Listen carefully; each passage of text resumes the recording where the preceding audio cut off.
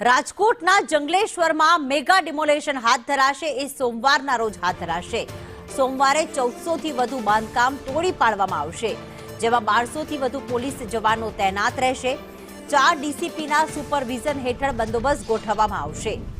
ACP અને PI તથા PSI તૈનાત રહેશે। ક્લાસ 1 અધિકારીઓને આખી સુરક્ષાની જવાબદારી જે છે તે સોંપવામાં આવી છે।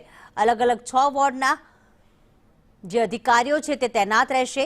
તો સંવેદનશીલ વ્યક્તિઓ ઉપર માર્ક મૂકવામાં આવ્યા છે। ગેરકાયદે હથિયારો જપ્ત કરવા પણ કાર્યવાહી કરવામાં આવશે। તો જંગલેશ્વરમાં મેગા ડિમોલેશન જેના પર હાઈકોર્ટે સ્ટે નથી આપ્યો તેવા જે ગેરકાયદેસર બાંધકામો છે તે સોમવારના રોજ તોડી પાડવામાં આવશે। આખરી નોટિસ પણ આપી દેવામાં આવી છે અને રવિવાર સુધી તમામ જે ગેરકાયદેસર બાંધકામો છે તેમને ખાલી કરવા માટે સૂચના પણ આપી દેવામાં આવી છે।